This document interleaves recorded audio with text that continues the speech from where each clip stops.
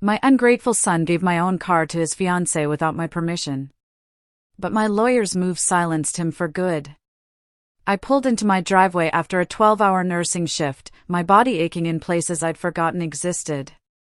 But something was wrong. The space where my car should have been, my silver Honda Civic, the one I'd worked 2 years of double shifts to buy, was empty. Just empty concrete staring back at me. My hands started shaking before my mind could catch up. I checked the street. Nothing. My heart hammered against my ribs as I fumbled for my phone, ready to call the police, when I heard Margaret's voice from across the fence. She was 72 and saw everything that happened on our street. Margaret walked over slowly, her face troubled. She'd seen Derek, my son, take the car around noon. Vanessa had been with him, laughing, taking photos in front of it like it was hers. The sick feeling in my stomach spread like poison. I called Derek immediately. He answered on the 5th ring, casual, like nothing was wrong. "Where's my car?" "Oh, that," he said, his voice distant. "I gave it to Vanessa. Engagement gift. She needed something reliable." The world tilted sideways. Gave it. Like it was his to give. Like I hadn't scraped together every dollar while he was in college, while he was building his career, while I was still wearing shoes with holes in them because the car payment came first. "But that's my car," I whispered. "Derek, I need that car for work." "Mom, don't be dramatic. Vanessa needs it more than you do. You barely drive anyway." Before I could respond, before I could make him understand what he'd just done, I heard her voice in the background. That cold, sharp laugh I'd come to recognize. Then he hung up. I stood there in my empty driveway, phone still pressed to my ear, and realized my son had become someone I didn't know. Before continuing, if this story is touching your heart, subscribe to the channel and tell us in the comments where you're watching from. Don't forget to ring the notification bell, because every day I'm bringing you stories of women who turn their deepest pain into a new good way of living their lives. I sat on my porch steps that night, unable to go inside. The house felt too quiet, too full of memories that now mocked me. 25 years ago, I held Derek in my arms for the first time. His father had left 3 months into the pregnancy, said he wasn't ready for the responsibility. I was 27 and terrified, working at a textile factory for minimum wage. But I looked at my son's face and made a promise. He would have everything I never did. The early years were the hardest. I worked the factory floor during the day, took cleaning jobs at night. Derek stayed with Margaret when I couldn't afford proper childcare. She never asked for payment, just brought him back fed and happy. I remember his first day of school.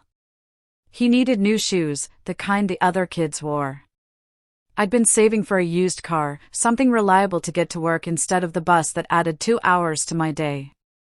I bought him the shoes instead. The car could wait. It always waited. When Derek was 10, I enrolled in community college.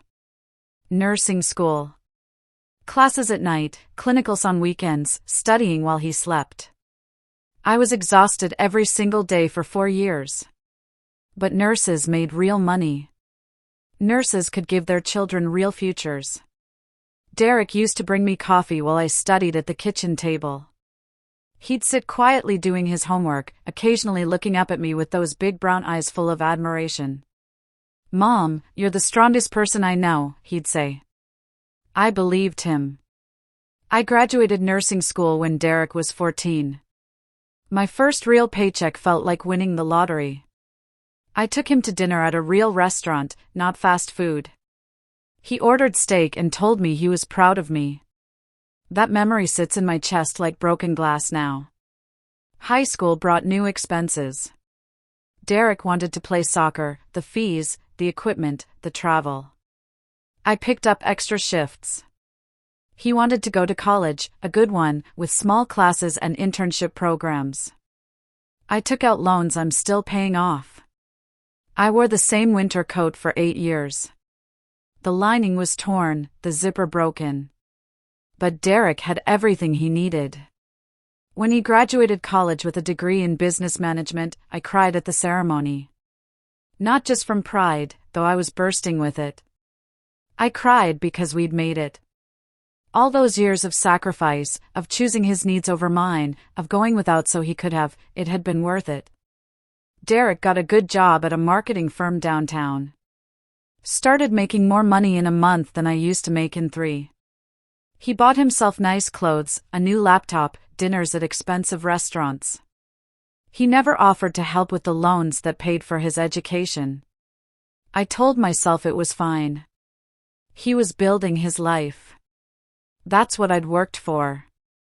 5 years ago, I finally bought my car.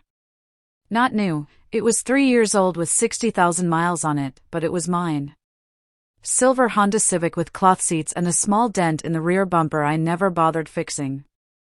I cried in the dealership parking lot after signing the papers. Margaret was with me. She understood what that car meant. It wasn't just transportation. It was proof that I could have something for myself. That after decades of putting everyone else first, I could own something that was mine. Derek seemed happy for me. He helped me figure out the Bluetooth system, programmed his number into the emergency contacts. Then, 6 months ago, he brought Vanessa home. I knew something was wrong the moment she stepped into my living room. The way her eyes swept over my modest furniture, my outdated television, the family photos in mismatched frames. Her smile was polite, but her eyes were cold. She was beautiful in that intimidating way, designer clothes, perfect makeup, manicured nails that had never scrubbed a floor or changed a bedpan. She barely spoke to me during dinner. When she did, her tone was the one you'd use with a child or someone you considered beneath you. "This is cozy," she'd said, looking around my kitchen. Derek didn't notice. Or pretended not to. Over the following months, I watched my son change. He started criticizing things he'd never mentioned before. Why didn't I update the house? Why did I still work so many shifts at my age? Didn't I want to retire soon? Vanessa would smile sweetly during these conversations, adding little comments that felt like paper cuts. "Some people are just content with simple lives," she'd say. Derek started visiting less. When he did come, Vanessa was always with him, and she'd spend the whole time on her phone, sighing dramatically whenever I tried to make conversation. I'd ask about their wedding plans, trying to show interest, trying to build a bridge. Vanessa would barely look up. "We're thinking destination wedding. Somewhere exclusive. Small guest list." The message was clear. I wasn't really wanted there. 3 months ago, Derek asked to borrow my car. His was in the shop, he said. Just for the day. I gave him the keys without hesitation. He was my son. He returned it that evening, but something felt different. The seat position was wrong. There was an expensive coffee cup in the holder, the kind from that boutique cafe downtown where drinks cost $12. Vanessa had been driving it. I didn't say anything. I told myself I was being paranoid, possessive. But my hands shook as I adjusted the seat back to my position. 2 weeks later, he asked again. Then again. Each time, the car came back smelling like Vanessa's perfume, the radio preset to stations I'd never listened to. The last time, I found a receipt in the door pocket. Vanessa had taken my car to get detailed, $95 I never would have spent. Like she was erasing me from it. I finally said something. Asked Derek if maybe they could rent a car next time, since mine was older and I worried about the mileage. He'd laughed. Mom, you're so paranoid about this car. It's just a car. But it wasn't. And some part of him used to understand that. Last week, Vanessa came by without Derek. Said she needed to borrow the car for a job interview. Her own car, a BMW her parents had bought her, was supposedly having electrical issues. I hesitated. Something in my gut screamed no. But I looked at this woman my son loved, and I thought maybe this was my chance to build a relationship with her. Maybe if I was generous, kind, accommodating, she'd soften toward me. I gave her the keys. She didn't say thank you. Just took them and left. That was 3 days before Derek gave my car away. 3 days before my son decided his fiancée's convenience mattered more than my needs, my work, my independence. 3 days before I learned that all my years of sacrifice had taught him nothing about respect. Now, sitting in my empty driveway, I understood a terrible truth. I'd spent 25 years teaching Derek he could take from me without consequence. That my things, my time, my life, they existed to serve him. And he'd learned the lesson perfectly. I didn't sleep that night. Couldn't.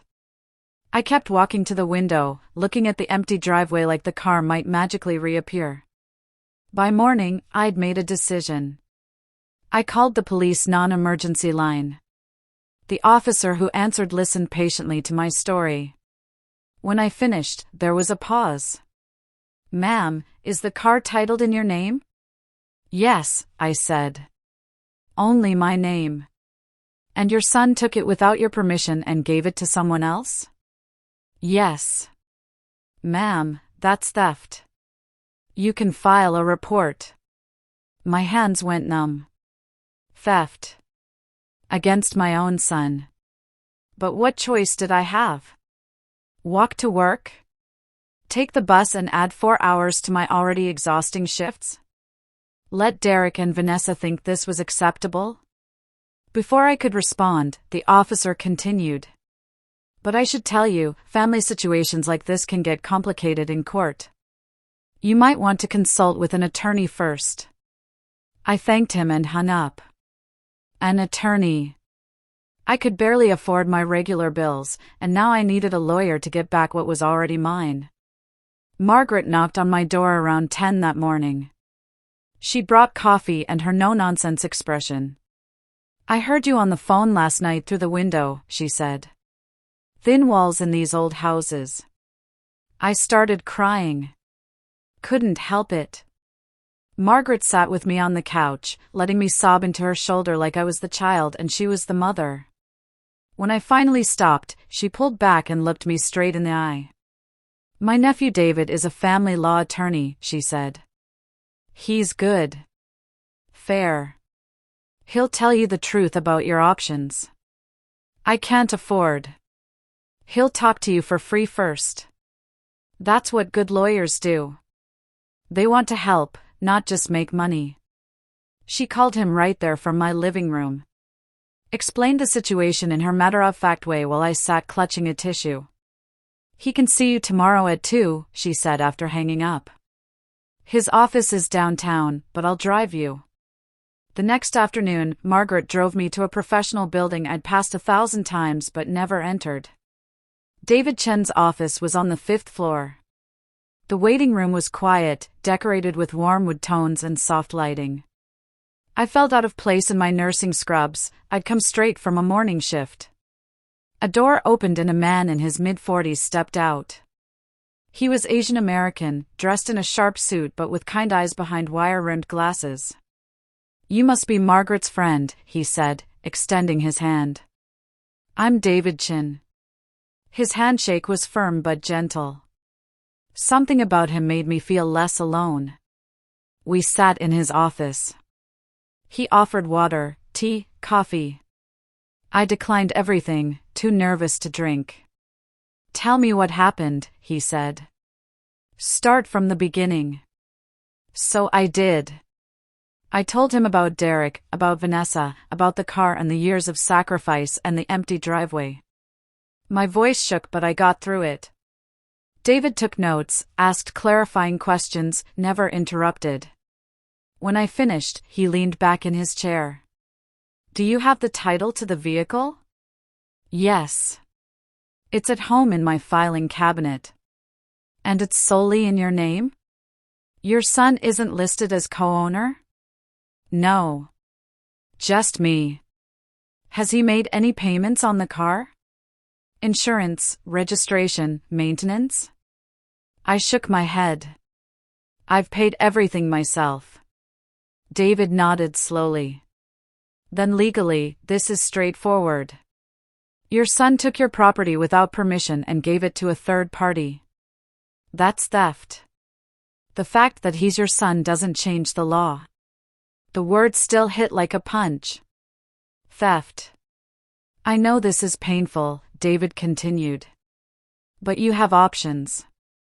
We can send a formal demand letter requiring the return of the vehicle within a specified time frame. If they refuse, we can pursue criminal charges or a civil suit. Criminal charges. Against Derek. My stomach turned. I can't, he's my son. David's expression softened. I understand. I see cases like this more often than you'd think. Adult children who feel entitled to their parents' resources. Often there's a partner involved who's manipulating the situation. That's Vanessa, I whispered. Margaret had told me some of what she'd overheard, but she saved the worst for this meeting. 2 days ago, she said, I was in my garden. Vanessa was on your front porch on the phone. She didn't know I could hear her. Margaret's voice went hard. She was talking to a friend, laughing about how pathetic you are. She said Derek's mother is so desperate for approval she'll give them anything. She said once you die, they'll inherit your house and sell it. Called it a dump but said the land value is good. The room spun. She also said, Margaret continued, that Derek needs to cut ties with you completely. That you're a burden who'll just want money and attention as you get older. I couldn't breathe. David pushed the water toward me. I drank it without tasting anything. This woman, David said carefully, is isolating your son from you while positioning herself to benefit from your estate. The car is just the beginning. What do I do? My voice came out broken. David pulled out a legal pad. First, we document everything. I'll need the title, any texts or emails with Derek about the car, Margaret's statement about what she witnessed. Then we send a demand letter. It's formal, it's legal, and it makes clear that this isn't a family squabble, it's a property rights issue. And if he doesn't return it? Then we file charges. Police report for theft, possible civil suit for damages. He paused. But here's what I think will happen. Your son is being manipulated, but he's not stupid. When he realizes this has real legal consequences, that his fiancée's behavior has put him in jeopardy, he'll wake up. Sometimes people need that shock. Before we continue, make sure to like this video and subscribe. With your support, we can keep bringing more stories from powerful women that touch the heart of all of us. I left David's office with homework. Gather documents, write down everything I could remember, get Margaret's statement in writing. But I also left with something else. Hope. Not that everything would be fine, I wasn't naive anymore. But hope that I didn't have to just accept this. That I had rights, dignity, worth. That night, I went through my files. Found the title, my name alone in clean print. Found the registration. Found receipts for every oil change, every repair, every payment. Then I found something else. Tucked in with the car documents was a birthday card from Derek from 2 years ago. Before Vanessa. Mom, it read in his handwriting, I don't say it enough, but everything I am is because of what you gave me. I'll spend the rest of my life trying to make you proud. I love you. I held that card and cried until I had no tears left. The next morning, I called David. I'm ready. Send the letter. He promised to have it drafted by end of day. When it came, it was 3 pages of legal language that boiled down to one simple message: return the vehicle within 48 hours or face theft charges. David sent it via certified mail and email. Derek would have to sign for it. Now all I could do was wait and see if my son would choose his mother or his manipulator. The certified mail was signed for at 10:47 a.m. on a Tuesday. I know because David called me the moment he got the notification. Now we wait, he said. The 48-hour clock starts now. I went to work that day but couldn't focus. Every time my phone buzzed, my heart jumped. But it was never Derek. 23 hours passed in silence.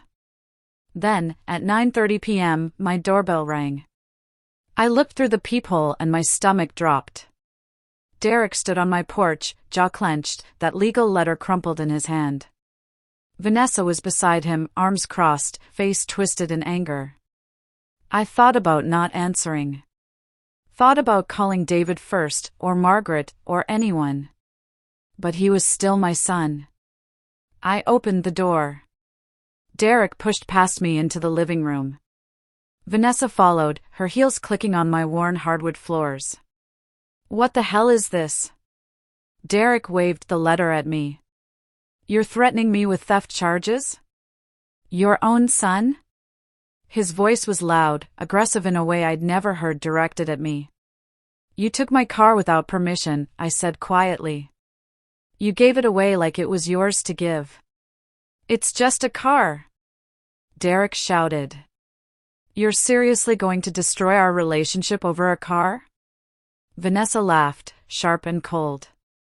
This is exactly what I told you, baby. She's manipulative. She can't stand seeing you happy with me, so she's manufacturing drama. I looked at this woman standing in my living room, wearing an outfit that cost more than my monthly grocery budget, and something in me hardened. Get out of my house. Vanessa's eyes widened. Excuse me? I said get out. You're not welcome here. Derek stepped between us. Mom, you're being completely unreasonable. The front door opened. David Chin walked in, Margaret right behind him. I'd texted them both when I saw Derek pull up. Actually, David said calmly, what's unreasonable is taking someone's vehicle without permission and refusing to return it. That's called theft. Who the hell are you? Vanessa demanded. I'm her attorney. And you are? David's tone was perfectly professional, but there was steel underneath. Vanessa looked him up and down. An attorney? She laughed again. Over a car? This is pathetic. David opened his briefcase and pulled out a folder. Let's review the facts. The vehicle is titled solely to my client. She has receipts for all payments and maintenance. Your fiancé took the vehicle without permission and transferred possession to you. Under Oregon law, that constitutes theft of property valued over $1,000, which is a Class C felony. Derek's face went pale. Felony? Unless the vehicle is returned within, David checked his watch, 24 hours and 17 minutes, we'll be filing a police report and pursuing charges. You can't do this, Derek said, but his voice wavered. We absolutely can, David replied. And we will. Vanessa's face flushed red. This is insane. She barely even drives that car. We needed it more. Margaret spoke up from the doorway. I've given a written statement about everything I witnessed, including your phone conversation where you called her pathetic and discussed selling her house after she dies. The room went silent. Vanessa's mouth opened and closed. Derek turned to look at her. What is she talking about? It's nothing, Vanessa said quickly. That old woman is lying. I don't lie, Margaret said firmly. And my hearing is excellent. Derek, I said softly, please. Just return the car. That's all I'm asking. For a moment, something flickered in his eyes. Doubt. Uncertainty. Then Vanessa grabbed his arm. Don't let them bully you. Your mother is trying to control you. This is emotional abuse. David pulled out his phone. I'm going to step outside and call the police now. They can sort this out. Wait, Derek said. Just wait. He ran his hands through his hair, a gesture I recognized from his childhood when he was stressed. Vanessa, give me the keys. What? No. Baby, you can't seriously. Give me the keys. His shout startled everyone. Vanessa stepped back. This is ridiculous, she hissed. You're choosing her over me? I'm trying to avoid having a criminal record. Vanessa's eyes narrowed. Fine. The car is parked at my apartment. I don't want her piece of junk anyway. She pulled the keys from her purse and threw them on my coffee table. They landed with a clatter that seemed too loud in the tense silence. But this isn't over, she said, pulling out her phone. You want to play games? Let's play. She aimed the camera at me and started recording. Look at this, she said into the phone. A pathetic old woman so desperate and bitter that she's calling the police on her own son over a car. This is what happens when you have nothing in your life. You cling to material possessions because you have no real relationships. Vanessa, Derek said weakly. She ignored him, circling me with the camera.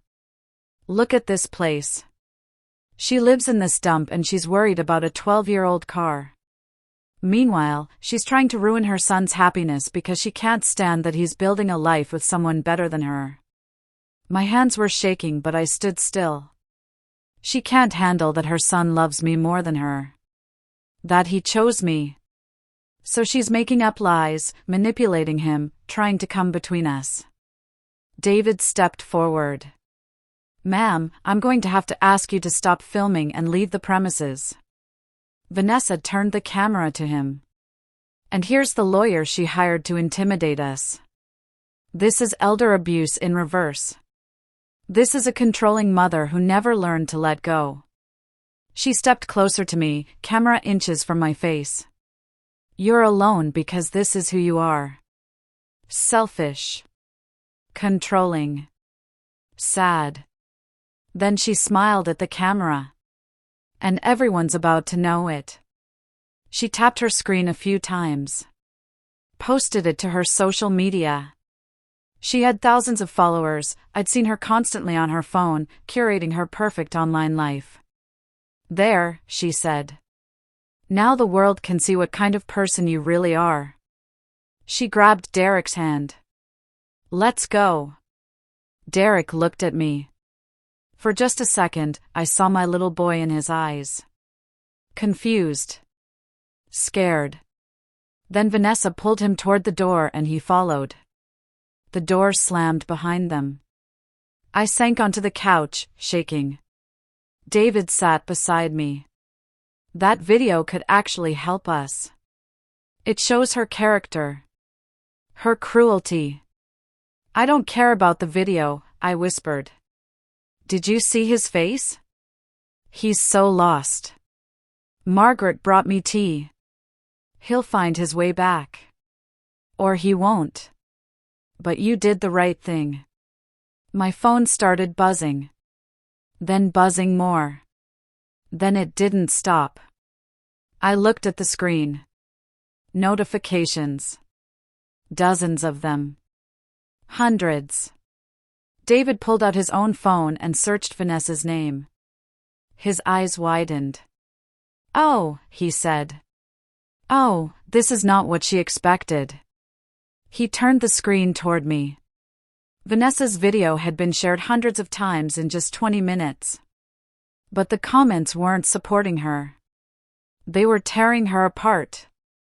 This is disgusting. She stole someone's car and she's calling the owner pathetic? The entitlement is unreal. That poor woman worked her whole life and this is how she's treated? Imagine filming someone in their own home and mocking them for not being wealthy. What a monster. I hope the son wakes up before he marries this nightmare. More shares. More comments. People were finding out where Vanessa worked. Calling for her to be fired. Finding Derek's employer and sending them the video. It was viral.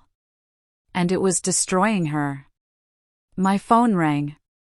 Derek. I answered. Mom. His voice was barely audible. Mom, I'm so sorry. In the background, I could hear Vanessa screaming at someone on her phone. It's everywhere, Derek said. Everyone's seeing it. My boss called me. Vanessa's friends are calling her. Mom, what do I do? Return my car, I said. That's what you do. I will. Tonight. I promise. It's at her apartment, I'll get it right now. There was a crash in the background. Vanessa's voice rose to a shriek. She's not handling this well, Derek said. That's not my problem, I replied. I want my car in my driveway by morning. You'll have it. Mom, I'm so sorry. For all of it. Sorry isn't enough, Derek. Not this time. I know, he whispered. I know. I hung up. David was scrolling through the comments on his phone. This is remarkable. The internet can be cruel, but sometimes it's deservedly so. Margaret squeezed my shoulder. You stood up for yourself. That's what matters. But I didn't feel victorious. I felt tired. Sad. I'd gotten my car back. But I'd lost my son in the process. Or maybe, a small voice whispered, I'd just finally seen who he'd become. My car appeared in the driveway at 6:47 a.m. I know because I was already awake, sitting by the window with cold coffee, watching. Derek parked it carefully in the exact spot it always occupied. He sat in the driver's seat for a long time before getting out. He looked terrible. Eyes red, clothes wrinkled like he'd slept in them. He placed the keys on my front porch, looked at my door like he might knock, then walked away. A rideshare car picked him up at the corner. I didn't go outside until he was gone. The car was exactly as I'd left it. Same air freshener, same quarter in the cup holder, same small scratch on the dashboard from when I dropped my keys years ago. I sat in the driver's seat and cried. Over the next few days, the video's viral spread continued. Vanessa lost her job at a boutique marketing agency. They released a statement about not tolerating employees who mock working-class people. Her Instagram followers dropped by thousands. Derek called twice. I didn't answer. On the third call, I picked up. Mom, please. Can we talk? Not yet, I said. I'm not ready. Vanessa and we broke up. The engagement's off. I didn't respond. You were right about her, he continued. About everything. She was using me. When things got bad, she blamed me for everything. Said I was weak for listening to you. Said I ruined her life. His voice cracked. I ruined her life? She's the one who. Mom, I'm so sorry. I don't know what happened to me. How I became this person. You chose to become that person, I said quietly. Every time you let her disrespect me. Every time you put her wants above my needs. Every time you took from me without asking. Those were choices, Derek. I know. Silence stretched between us. I moved out of our apartment, he said. I'm staying at a friend's place. I'm going to find a therapist. I think I need help understanding how I let someone manipulate me like that.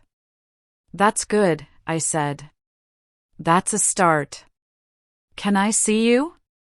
Not yet. When? I don't know. When I'm ready to trust you again. More silence. I love you, Mom. I love you too, I said. But love without respect isn't enough. Not anymore. I understand. I hope you do. I hung up. Margaret came over that afternoon with groceries and her practical wisdom. "He'll come back to himself," she said. "Or he won't. Either way, you'll be okay." "Will I?" She smiled. "You've been okay through worse than this. You raised a child alone. You put yourself through nursing school. You built a life. You don't need him to be okay." "But I want him to be okay," I whispered. "I know. That's what makes you a good mother." But good mothers also teach their children about consequences. 2 months passed. Derek sent flowers on my birthday with a card that said simply, "I'm working on being the son you deserved." No timeline. No pressure. Just truth. I put them in water.